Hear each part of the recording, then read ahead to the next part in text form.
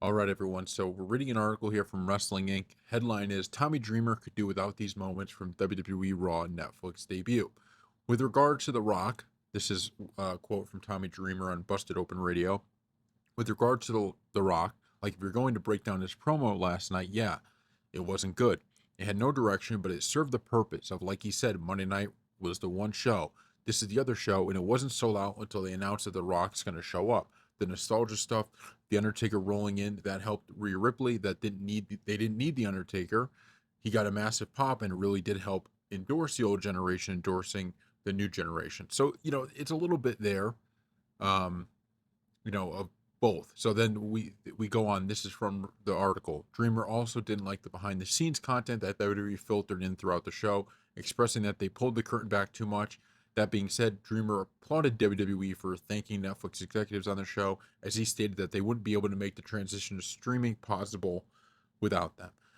So I think Dreamer brings up a few good points there, and it's tough because I really don't like criticizing. Well, number one, we like to be pretty positive on this channel about most things, but we also like to have, give constructive criticism. And I think part of the issue with the Raw Netflix debut is that it was trying to be this massive event. It was trying to be this, in a way like WrestleMania.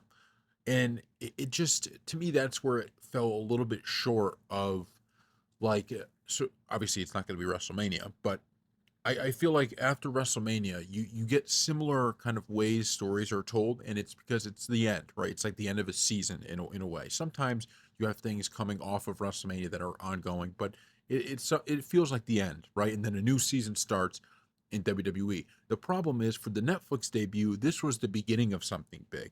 This was the start. So when you have The Rock cut a promo that kind of goes against what we just had seen on SmackDown. What was it? I don't remember, what, like a month or so before, beating up Cody Rhodes, and now he's buddy buddy with him. That makes you go, oh, okay. I don't really get that. Or you see The Rock put the Ulafala on Roman Reigns, you go, oh, wait a minute, so that feud's not happening. So like, what from that show besides, like, obviously Rhea Ripley becoming champion, but like, what from that show is a launching pad to anything else going forward? That's kind of the part that was a little bit like, the only part that was really a huge launching pad was the John Cena promo.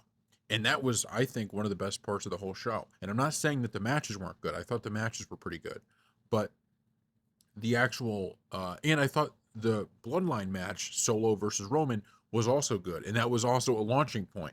That was a huge launching point, right, for what's going to happen now. So I don't know. I agree with them in the sense that I think on paper it was a great show.